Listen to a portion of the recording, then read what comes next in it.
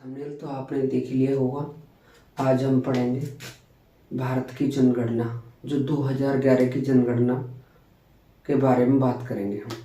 यानी जो 2011 की जनगणना है उसका पेपर में क्या क्या क्वेश्चन बनते हैं, पेपर में कैसे कैसे क्वेश्चन आए हुए हैं और आने की संभावना है। तो मेरे प्यारे दोस्तों, आइए अब पढ़ते हैं। पहली बात, जनगणना।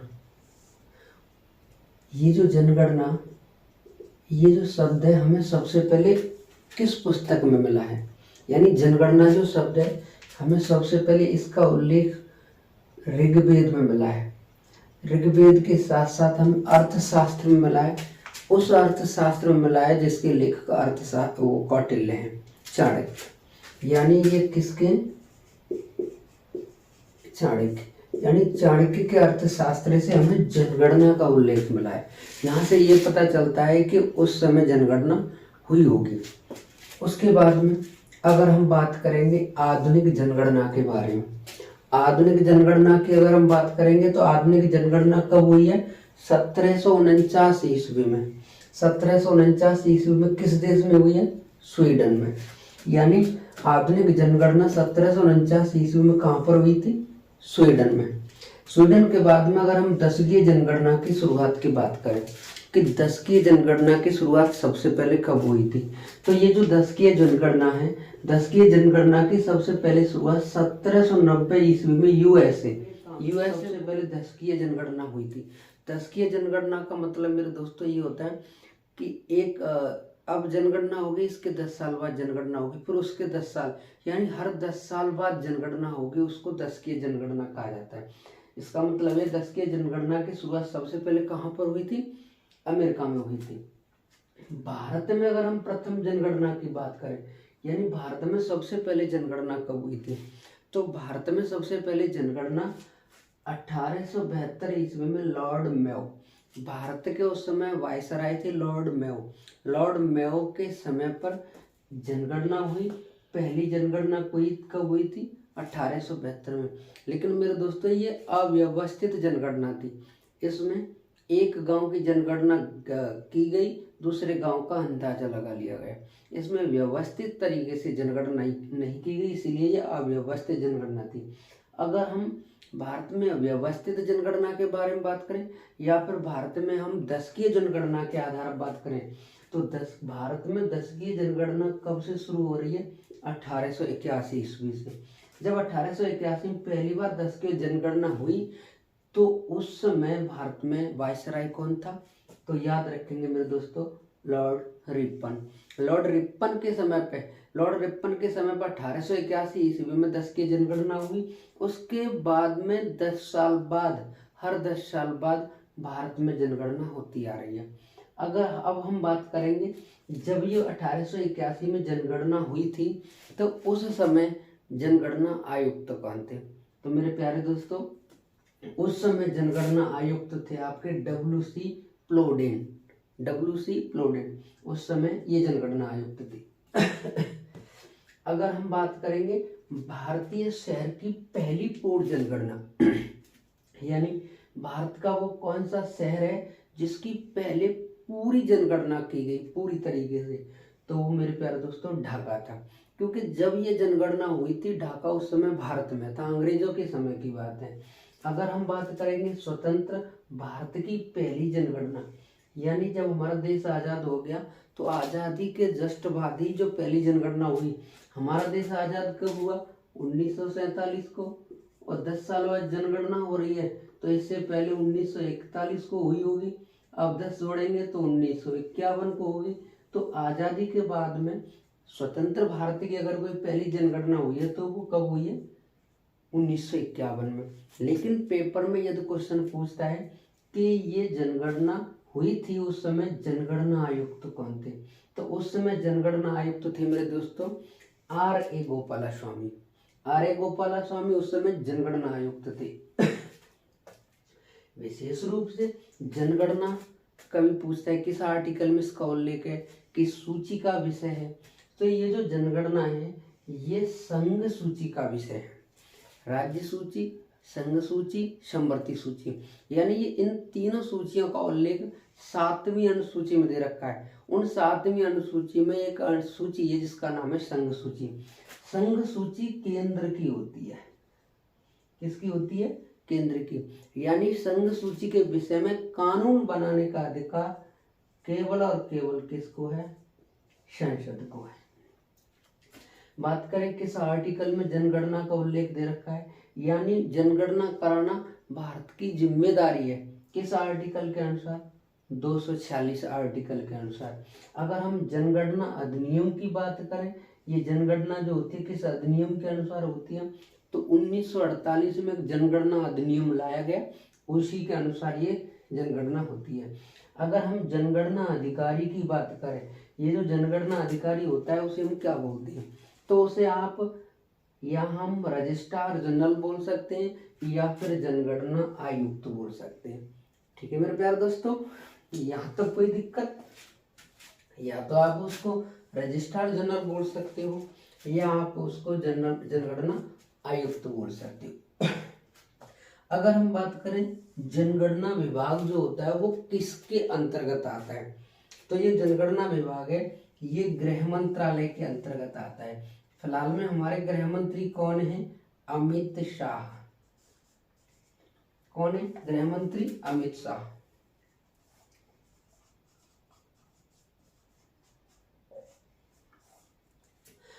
आगे हम बात करते हैं भारत में पहली जनसंख्या नीति, यानी भारत में पहली जनसंख्या नीति कब लाई गई?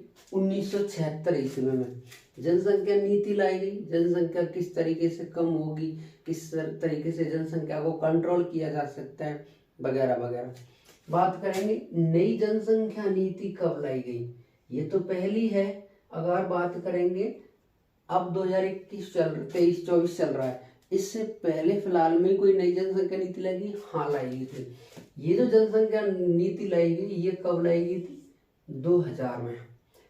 इसी के आधार पर ही राष्ट्रीय जनसंख्या आयोग की स्थापना हुई, और स्थापना कब हुई थी? 11 मई 2000 में।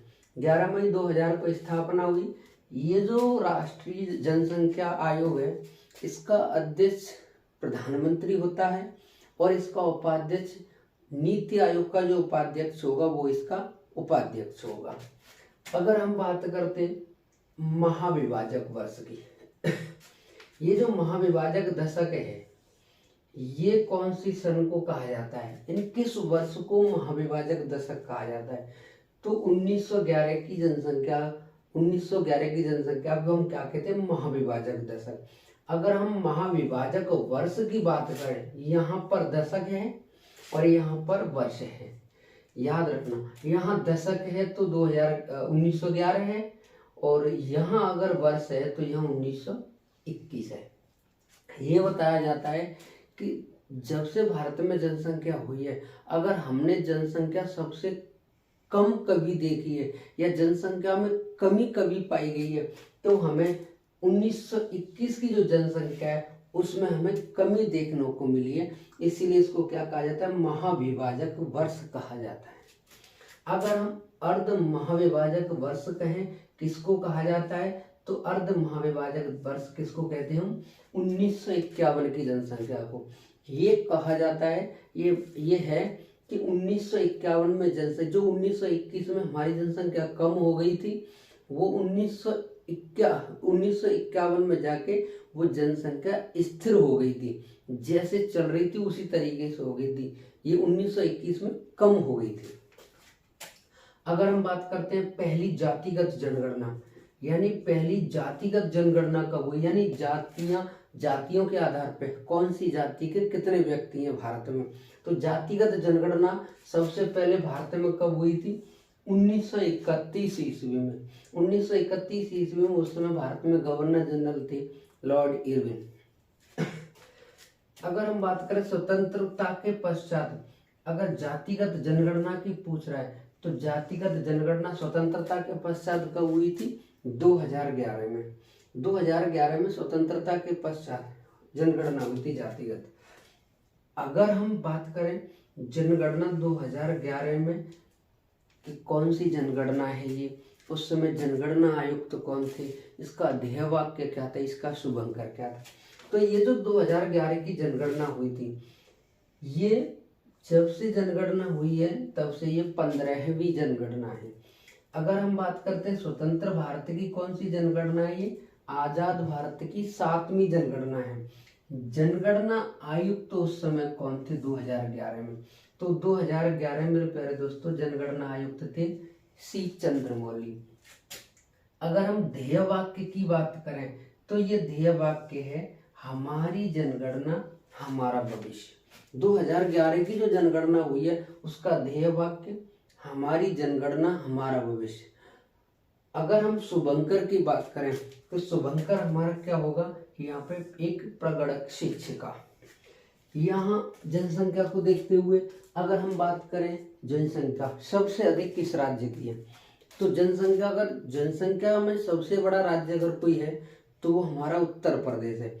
अगर हम सबसे कम की बात करेंगे तो वो सिक्किम है। अगर यहीं पे क्षेत्रफल के हिसाब से पूछता तो सबसे बड़ा राज्य राजस्थान हो जाता और सबसे छोटा गोवा हो जाता। यहाँ जनसंख्या में पूछा इसलिए जनसंख्या में सबसे बड़ा उत्तर प्रदेश है और सबसे छोटा सिक्किम है। अगर हम लिंगानुपात की बात करें, लिंगानुपात सबसे ज्यादा केरल का है और सबसे कम किसका है, हरियाणा का। लिंगानुपात मेरे दोस्तों क्या होता है, एक पुरुषों के मतलब पुरुषों के बीच में महिलाओं की, यहाँ हजारों की संख्या पे देखा जाता है। तो केरल में 1000 पुरुष हैं, उनके बीच में 1084 महिलाएं, इसका मतलब है लिंगानुपात वहाँ ज्यादा है। अगर हरियाणा की बात करें तो यहाँ 1000 पुरुषों के बीच में 879 महिलाएं हैं, इसका मतलब है वहाँ पे महिलाएं कम हैं। अगर हम बात करेंगे यहाँ पे तमिलनाडु की, तो केरल के बाद में दूसरा लिंगानुपात वाला राज्य है। अगर हम शीर्षक यूटी की, यूनियन टेरिटरी यानी केंद्र शासित प्रदेश की बात करते हैं तो पांडुचेरी ऐसा राज्य है जिसका लिंगानुपात सबसे ज्यादा है भारत में। और न्यूनतम की बात करेंगे वो दमनद्वीप है। यानी भारत में 8 केंद्र शासित प्रदेश हैं, उनमें सबसे ज्यादा जो लिंगानुपात है वो पांडुचेरी का है। पांडुचेरी का कितना है, 1037। और अगर हम दमनद्वीप की बात करेंगे तो 618 कम है। अगर हम जनसंख्या घनत्व की बात करें, घनत्व का मतलब, जनसंख्या घनत्व का मतलब ये होता है कि प्रति वर्ग किलोमीटर में कितनी जनसंख्या निवास करती है। तो जो जनसंख्या जो घनत्व है वो सबसे ज्यादा बिहार का है। बिहार में 1 किलोमीटर के दायरे में 1106 व्यक्ति रहते हैं। और यहीं अगर हम अरुणाचल प्रदेश में देखें तो वहाँ 1 किलोमीटर के दायरे में केवल 17 लोग रहते हैं। तो इसका मतलब यह लिंगानुपात अरुणाचल प्रदेश का जनसंख्या घनत्व अरुणाचल प्रदेश का सबसे कम है और सबसे ज्यादा कहाँ का है जनसंख्या घनत्व, बिहार का। अगर हम वहीं केंद्र शासित प्रदेश की बात करें तो वहीं केंद्र शासित प्रदेश का सबसे ज्यादा है, 11,320 व्यक्ति प्रति वर्ग किलोमीटर में ही निवास करते हैं। दिल्ली में वैसे भी आपने देखा होगा कितना जनसंख्या घनत्व में, जनसंख्या घनी है। अगर हम सबसे कम की बात करेंगे तो अंडमान निकोबार का सबसे कम घनत्व है। 1 किलोमीटर के दायरे में कितने लोग रहते हैं, 46। तो मेरे प्यारे दोस्तों, मुझे लगता है आप लोगों को ये सही लगा होगा। कमेंट करके बताएं कैसी क्लास रही। आप इसका स्क्रीनशॉट लें, इसके आगे की कहानी हम आपको बताने वाले हैं। तो मेरे प्यारे दोस्तों, जो हमने इससे पहले जो क्लास ली आपकी समझ में आया होगा। अब हम जो आगे का जो रह गया है कुछ उसे देखते हैं। तो मेरे प्यारे दोस्तों, अगर हम बात करेंगे साक्षरता की, साक्षरता में वो व्यक्ति आते हैं जो अपने साइन कर लेते हैं, अपने सिग्नेचर, अपने हस्ताक्षर कर लेते हैं, वो साक्षरता की श्रेणी में आते हैं। अगर हम बात करते हैं सबसे सर्वाधिक साक्षरता किस राज्य में है, तो सबसे ज्यादा जो साक्षरता है वो केरल में है। केरल में कितनी साक्षरता है, 94%। यानी जितनी भी आबादी है उसका 94% लोग हस्ताक्षर करना जानते हैं वहाँ पर। अगर हम न्यूनतम की बात करेंगे, सबसे कम कहाँ की साक्षरता है, तो बिहार की। बिहार की आपने कंडीशन भी देखी होगी। तो बिहार की साक्षरता न्यूनतम है, बिहार की कितनी, 80%। यानी इसका मतलब ये है कि एक राज्य केरल की तो 94 है, इसकी 61 है। इसका मतलब कितना अंतर है साक्षरता में। अगर हम बात करेंगे यूनियन टेरिटरी बोले तो केंद्र शासित प्रदेश की, तो केंद्र शासित प्रदेश सर्वाधिक जो साक्षरता है सबसे ज्यादा किसकी? लक्षद्वीप की। लक्षद्वीप की कितनी? 91.80%। अगर हम न्यूनतम की बात करें तो न्यूनतम की दादर नगर हवेली, दादर नगर हवेली की कितनी है? 76.20%। ये दादर नगर हवेली की साक्षरता है। ये तो हमने देश की बात की। अब यहाँ से आगे हम अपने उत्तर प्रदेश की बात करेंगे, क्योंकि यूपी में जो वैकेंसी आई है उसका 17-18 फरवरी का जो पेपर होने वाला है। यूपी में 60,244 उत्तर प्रदेश पुलिस भर्ती प्रक्रिया चल रही है। उसमें यूपी की जनसंख्या से क्वेश्चन पूछेगा, और यूपी की जनसंख्या से जो भी क्वेश्चन पूछेगा मेरे दोस्तों यहाँ से बाहर नहीं जाएगा। आप केवल मन लगा के देखना, मन लगा के पढ़ना, क्लास पूरी देखना, आप अपने दोस्तों में शेयर भी करना। अगर हम जनसंख्या की बात करें तो उत्तर प्रदेश में कितनी जनसंख्या है, तो उत्तर प्रदेश में जनसंख्या है 1998 1 2 3 4 1, ऐसे याद कर लेंगे इसको। 1998 1 2 3 4 1, ये 2011 की जनगणना का आंकड़ा है। अगर हम बात करेंगे इस टोटल जनसंख्या में से पुरुषों की जनसंख्या कितनी है, तो पुरुषों की जनसंख्या जो यूपी में जितनी भी जनसंख्या रहती है 100%, उसका 52.29% 52.29% पुरुष रहते हैं उत्तर प्रदेश में। अगर वहीं हम महिलाओं की बात करें तो महिलाओं की आबादी कितनी है जो बची होगी वो महिलाओं की।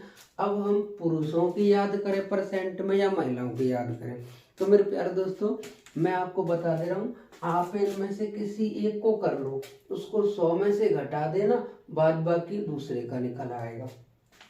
अगर हम बात करें जिलेवार सबसे ज्यादा जनसंख्या कहाँ पर है, तो अगर हम बात करेंगे सबसे ज्यादा जनसंख्या यूपी के किस जिले में रहती है, तो सबसे ज्यादा रहती है प्रयागराज में, उसके बाद मुरादाबाद में, उसके बाद गाजियाबाद में, और उसके बाद आजमगढ़ में, उसके बाद लखनऊ में।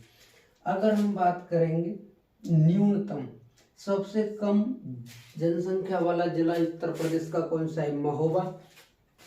इस महोबा से ज्यादा रहते हैं चित्रकूट में, और इस चित्रकूट से ज्यादा रहते हैं हमीरपुर में, और हमीरपुर से ज्यादा श्रावस्ती में रहते हैं, और श्रावस्ती से ज्यादा ललितपुर में रहते हैं।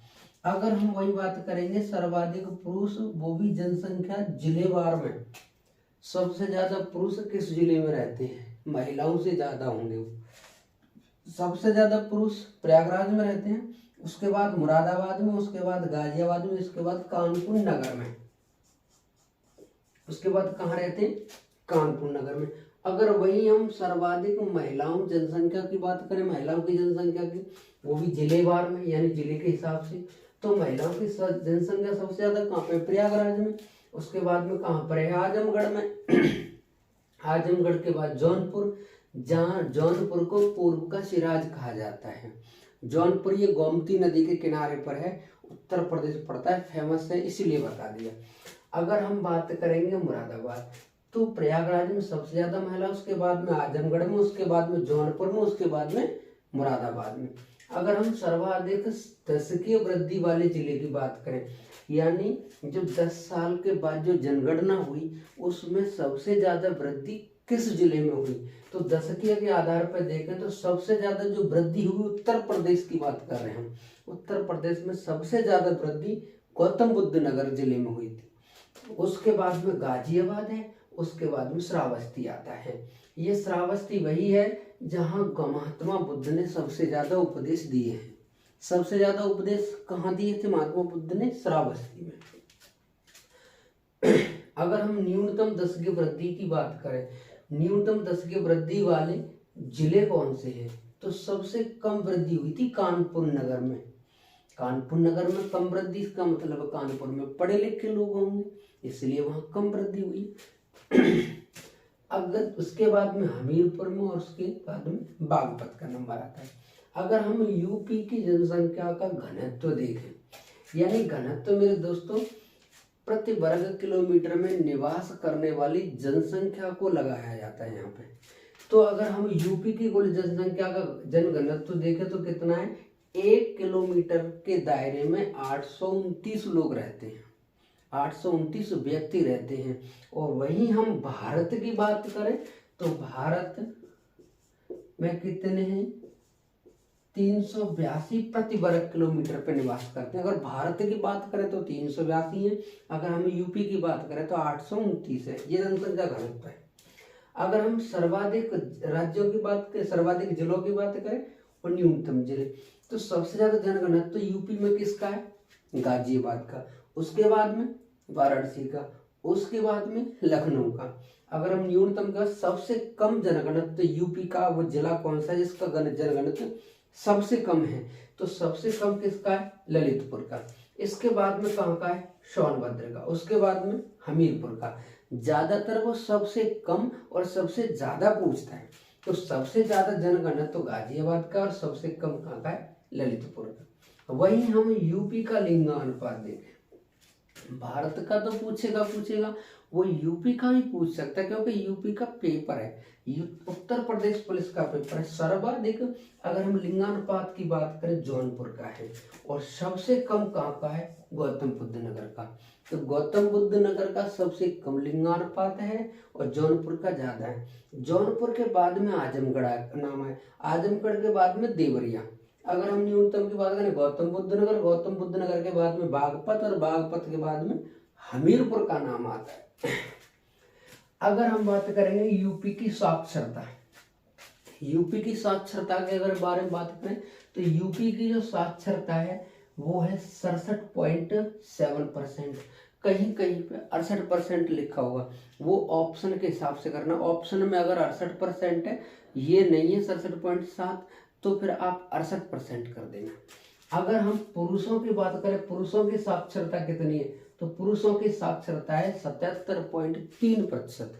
अगर वही हम महिलाओं की बात करें तो महिला का जो साक्षरता दर है वो है 57.2%।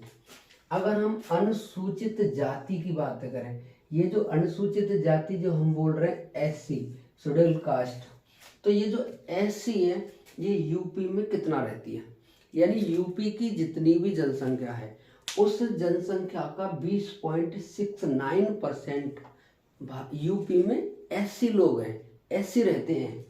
अगर वही हम देश की बात करें तो देश में इनकी आबादी 16.6% है, यानी भारत में जितनी भी जनसंख्या है उस जनसंख्या में से 16.6% भारत में एससी रहते हैं। और उत्तर प्रदेश में कुल जनसंख्या जो भी है उसका 20.69% एससी है। अब 20% 69 जो भी क्या है 1998 1 2 3 4 1 का इतना निकाल लेंगे उतना एससी हो जाएगा यूपी में। अगर हम बात करेंगे देश में सबसे ज्यादा एससी लोग कहाँ पे रहते हैं, देश में सबसे ज्यादा एससी कहाँ पर है, अपने उत्तर प्रदेश में। इसके बाद में देश में